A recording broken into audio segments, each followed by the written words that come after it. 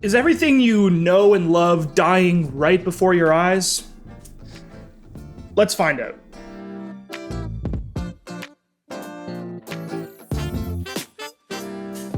All right, you might have guessed it, but I'm going to be talking about some hoodie orgs today. But what you might not know is that we're also a hoodie org. Go down and click in the link in the description and get yourself one of our dope Touch Grass hoodies. There is one question that has been sitting in the soft underbelly of the esports and gaming world over the past few months.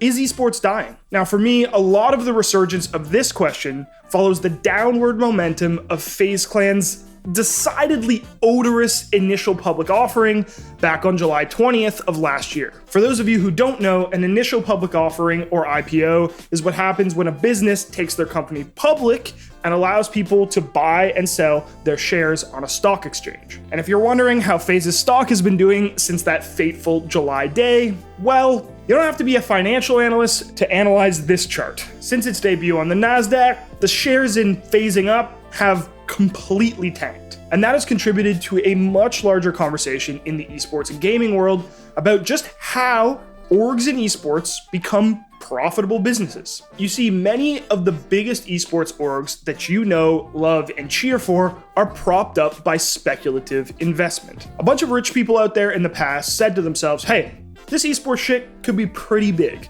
and then invested in those orgs in order to give them the cash that they needed to grow. The problem is, while many of those orgs have grown, have developed fan bases and big audiences, there's just one thing missing.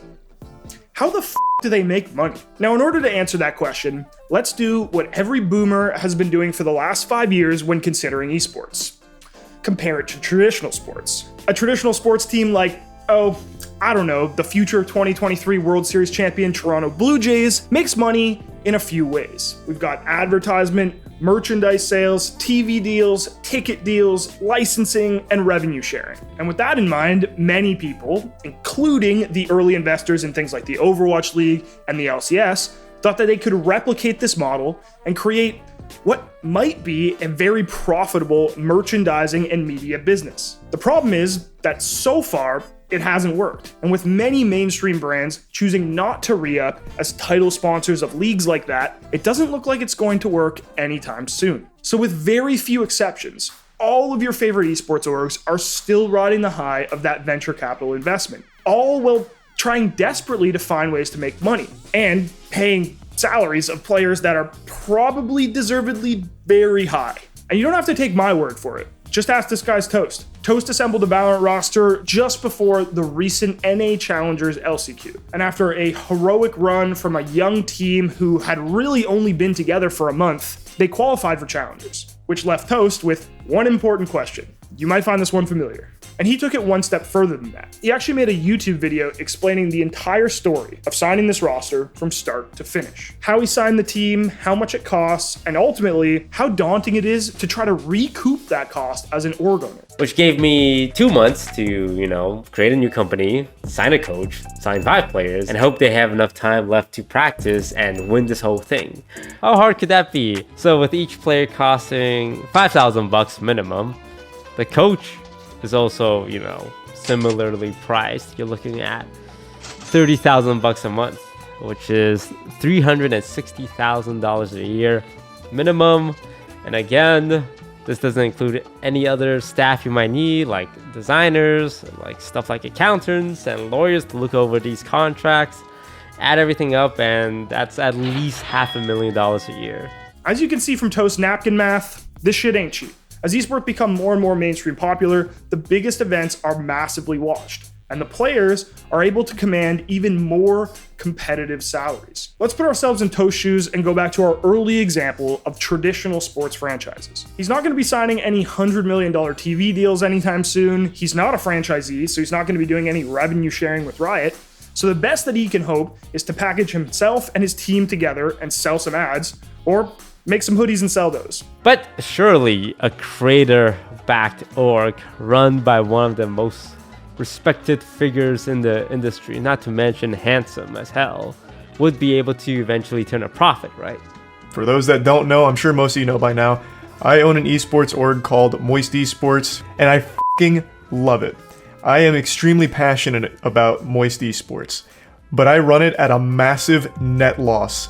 I don't want to get too deep into the nitty-gritty here, too deep into the weeds and the brass tacks, but I lose roughly 6 figures a month on it, and it's fine. So yeah, I guess you could say that this just keeps getting worse. If you're not aware, Toast is of course referring to Moist Critical's creator-backed esports org, Moist Esports, which Charlie himself says he's running at a 6-figure loss per month. And Moist has teams and players in Rocket League, Apex Legend, Guilty Gear, and Smash. Not even the biggest esports where the players and staff would be demanding the highest salaries. And you might say to me, Keith, you're describing 2 small orgs that are backed by individual creators.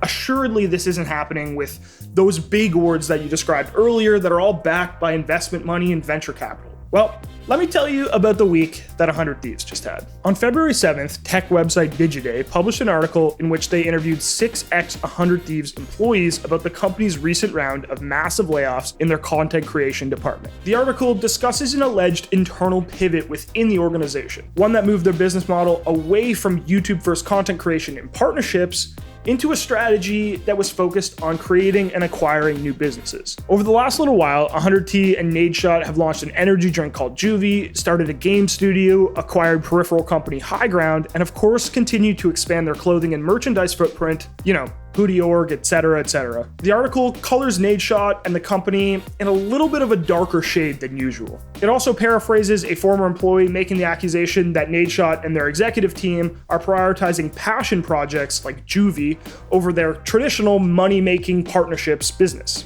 And this is where things get complicated for me. Because as someone who creates YouTube content in esports, I don't want to see anyone losing their jobs. On the other hand, if Nadeshot and his executive team believe that there's no path to profitability in partnerships and content creation, even if it is more lucrative in the short term, then they absolutely should pivot. Because if they don't make the change, then eventually the whole company will lose their jobs.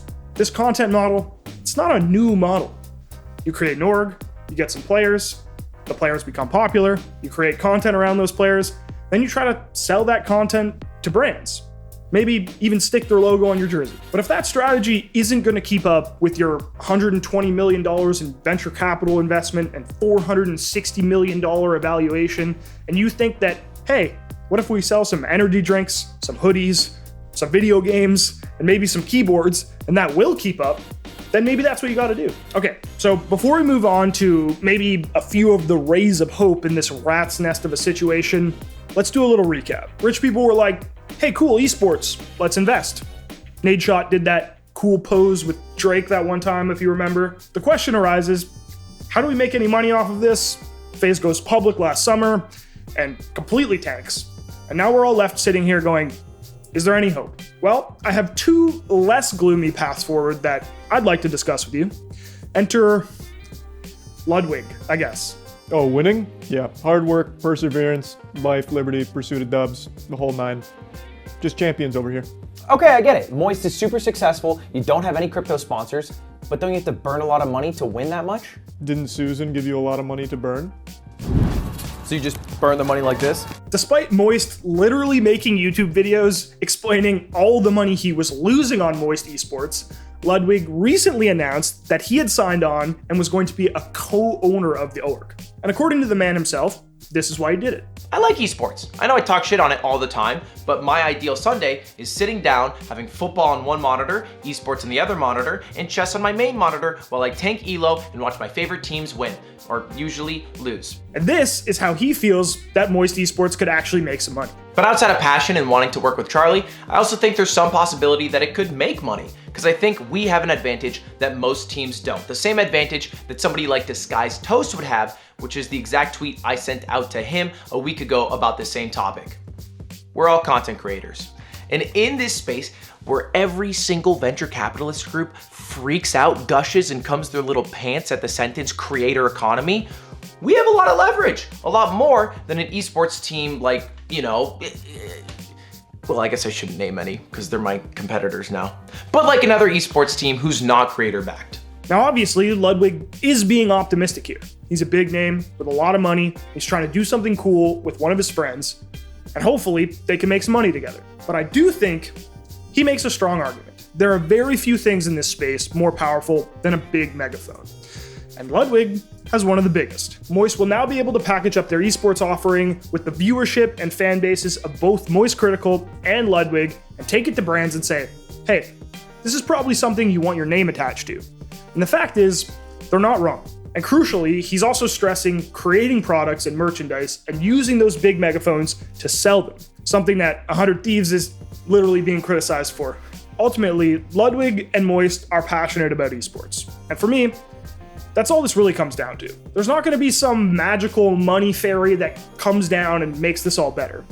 At the end of the day, it's going to take risks from the people that can actually afford to take those risks to make this shit work out. Which brings me to my last and maybe my most important point.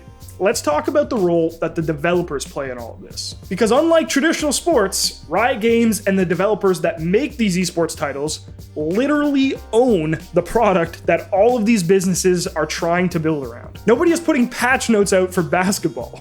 And that's a lot more relevant than you might think at first glance. The fact is, leagues like the NFL and the NBA have a rooting interest in the success of their orgs. When the LA Lakers are successful and popular, the NBA can then sell that to broadcasters and advertisers and make money. Riot, on the other hand, while they obviously have a vested interest in esports succeeding, yada yada, whatever, they're still gonna make money hand over fist selling knife skins to 12-year-olds in Valorant, whether or not esports lives or dies. So as you can see, companies like Riot and Valve and other developers, they've got a lot of power in all of this. And ultimately, the question of how and when these esports orgs make money might just come down to the extent to which the developers allow them to profit off of their intellectual property, the games themselves. A good example of this is the various revenue sharing programs that have been built across esports. The recent VCT skin bundles, R6 charms, CSGO stickers, CDL skin bundles,